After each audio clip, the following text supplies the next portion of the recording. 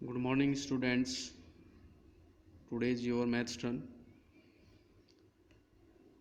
As you complete chapter first, today we will start chapter 2, linear equation in one variable. Before starting this chapter, we will discuss the introduction of this chapter and previous knowledge. As the chapter is linear equation in one variable. So first, what is variable? In introduction, variable and constant. According to previous knowledge, we have studied in class 7th algebraic expressions. So, what is variable? Variable, unknown and not fixed value, varies, इसकी value different हो सकती है. जैसे कि letters होते हैं x Y Z, कुछ भी आप अलग अलग डिफरेंट है. अकॉर्डिंग टू गिवन कंडीशंस में वेरिएबल की वैल्यू अलग अलग होती है. कांस्टेंट, फिक्स्ड न्यूमेरिकल वैल्यू, जैसे 1 2 3 5 5 अपना वैल्यू 5 होती है 5 की, 6 की 6, 10 की 10, ऐसे ये कांस्टेंट हो गए. Now algebraic expressions, variable and constant के बाद जो आता है एल्जेब्रिक एक्सप्रेशंस, इन दोनों के कॉम्बिनेशन से ही, combination of variables and constant से मिलके जो बनता है वो होता है एल्जेब्रिक एक्सप्रेशंस. सपोज करो आपने x की 2x लिया प्लस 3. यहाँ पर जो 2x है, 2 जो है x का कोफिशिएंट है बट ये कांस्टेंट है, and this term is variable होने के कारण इसमें वेरिएबल हो गई. प्लस 3 3 क्या है, कांस्टेंट है. तो ये वेरिएबल है, ये कांस्टेंट है. इन दोनों को कॉम्बिनेशन करने से आपको मिलता है एल्जेब्रिक एक्सप्रेशंस. अब एक्सप्रेशंस और इक्वेशन में क्या डिफरेंस है, इक्वेशन कैसे फॉर्म होगी? Use of equality sign. अगर आप एल्जेब्रिक एक्सप्रेशंस के इक्वल लगा के कोई लिख देंगे वैल्यू, कोई वैल्यू उसके साथ हो, सपोज कांस्टेंट की वैल्यू है, तो वो बन जाती है आपकी इक्वेशन. जैसे इसी एल्जेब्रिक एक्सप्रेशन 2x प्लस 3 में आपने इक्वल 0 लगाया, ठीक है, तो ये क्या बन गया आपका इक्वेशन, क्योंकि इसका साइन का यूज़ किया है आपने. कौन सा साइन? इक्वलिटी का. ये वेरिएबल है, इक्वलिटी. और लेफ्ट साइड में ये जो है एल्जेब्रिक एक्सप्रेशंस है. तो इसमें 2 साइड्स होती है इक्वेशन में, एक लेफ्ट साइड और एक right side. Left side right side के इक्वल होती है. तो यहाँ पर 2x प्लस 3 लेफ्ट साइड है, 0 इज राइट साइड. इसके बाद जैसे कि चैप्टर है आपका ये कि वन वेरिएबल, तो इक्वेशन तो आपकी आ गई, आपको पता है होना चाहिए कि ये वन वेरिएबल में है या नहीं है. इसको कैसे पता करेंगे?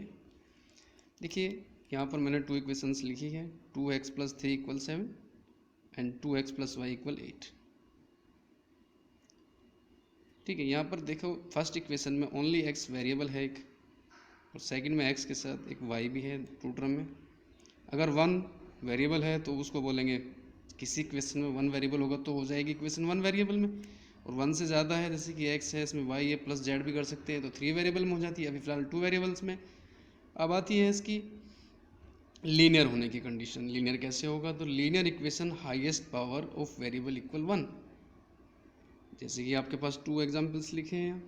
2x प्लस 3 इक्वल 7, तो यहाँ पर x का एक्सपोनेंट यानी कि इसकी जो पावर है कितनी है, वो 1 है, इसलिए ये लीनियर में है. और इसका सॉल्यूशन भी 1 होगा, यूनिक होगा. इसके बाद 2x स्क्वायर प्लस 3 इक्वल 7, ये नॉट लीनियर. क्यों? क्योंकि इसका एक्सपोनेंट कितना है, 2 है. यहाँ पर एक्सपोनेंट 2 होने के कारण इसके 2 सॉल्यूशन होंगे और लीनियर इक्वेशन नहीं होगी. तो आपको पता लग गया है कि linear equation in one variable के लिए वन वेरिएबल होना चाहिए, और उस वेरिएबल्स की एक्सपोनेंट भी क्या होनी चाहिए, 1 होनी चाहिए. और इक्वेशन होने के लिए इक्वलिटी का साइन होना चाहिए, और लेफ्ट साइड राइट साइड का रिलेशन होना चाहिए.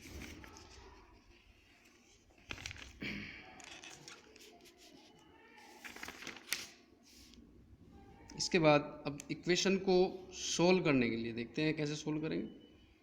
Solving equation type, one side linear expressions and number on the other side. जैसे कि कोई एक एग्जाम्पल ले सकते हैं आप. अभी 2x प्लस 3 इक्वल 7 है, ये एक्सप्रेशन है लीनियर एक्सप्रेशन लेफ्ट साइड में, और नंबर अदर साइड में, इस टाइप से. इसको सोल्व करने का क्या रूल है? If you add a term on the left side and you must add the same on right side. अगर आपको लेफ़्ट साइड में कोई टर्म ऐड करनी है तो you must add the same, आपको ऐसा ही जो नंबर लेफ़्ट में ऐड किया है उसको राइट में भी ऐड करना होगा। इसी प्रकार if you multiply A term on left side you must multiply the same term on the right side. उसी टर्म को आपको राइट साइड में, यानी कि जो आप लेफ्ट साइड में वर्क करेंगे, ऑपरेशन करेंगे, वही आपको राइट साइड में करना है। अगर लेफ्ट में आपने सब्सट्रैक्ट किया है किसी नंबर को तो उसी नंबर को राइट साइड से आप सब्सट्रैक्ट करेंगे। अगर लेफ्ट साइड में आपने ऐड किया है तो राइट साइड में उसी नंबर को ऐड करेंगे। मल्टीप्लाई किया है तो एज उसको मल्टीप्लाई राइट साइड में करेंगे। अगर किसी नंबर से लेफ्ट साइड में डिवाइड किया है तो आप उसको राइट साइड में, यानी कि बोथ साइड में आपको करना है।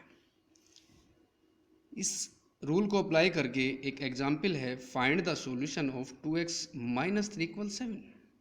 आप इसको ऑपरेशन करेंगे।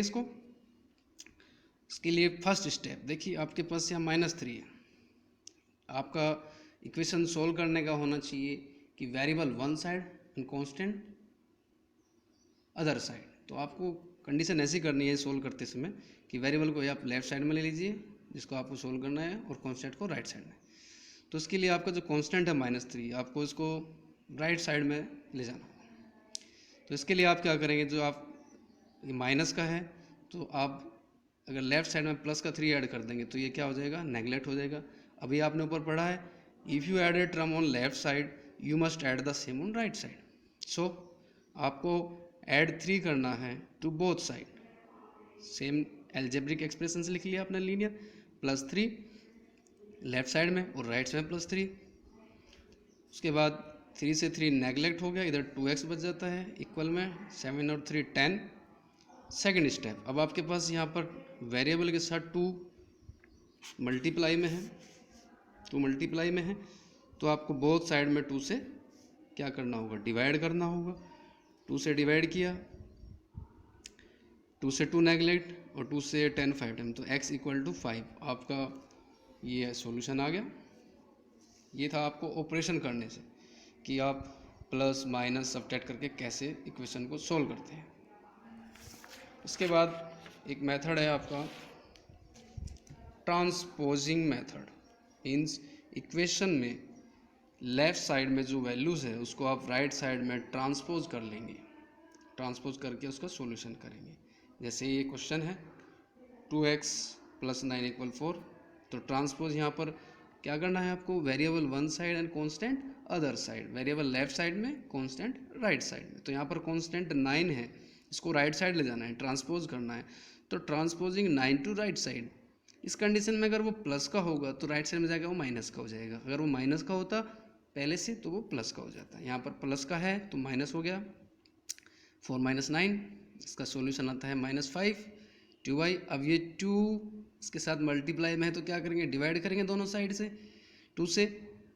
तो यहाँ पर 2 से 2 नेगलेक्ट, ओनली y और -5/2, ये सॉल्यूशन होगा रिक्वायर्ड। तो ट्रांसपोजिंग मेथड में जब आपका सॉल्यूशन आ गया किसी भी इक्वेशन का, उसका आंसर चेक करना है, तो आपने लेफ्ट साइड में जो y की वैल्यू है पुट करके चेक किया तो देखते हैं कि आंसर क्या आ रहा है, 4, जो कि आपका राइट साइड में पहले से 4 है। तो ये आपका आंसर चेक करने का तरीका है और आंसर सही है कि नहीं है। अच्छा, ये रूल ट्रांसपोजिंग का समझिए। By transposing a number to other side and performing the opposite operation on the number show transpose. ये बात वो कही गई है जब आप किसी ट्रांसपोज नंबर को ट्रांसपोज कर रहे हैं दूसरी साइड में, तो परफॉर्म जो करेंगे ऑपरेशंस को, यानी कि प्लस माइनस एडिशन सब्सट्रैक्शन जो साइन का परफॉर्मिंग करेंगे आप, वो उस नंबर का अपोजिट होना चाहिए जो पहले से था। जैसे कि 9 का पहले प्लस का था तो यहाँ पर क्या हो गया, माइनस का। ठीक है ना, performing the opposite operation perform करना है, प्लस को माइनस में लेना है, माइनस को प्लस में लेना है। तो इस तरह से 2 मेथड से सिंपल है। एक्सरसाइज 2.1 आपको होमवर्क है, ये करना है। बहुत ही सिंपल है, दोनों तरीके हैं ये। इन दोनों तरीके का यूज़ करके आपको ये एक्सरसाइज अपनी फेयर नोटबुक में कंप्लीट करना है।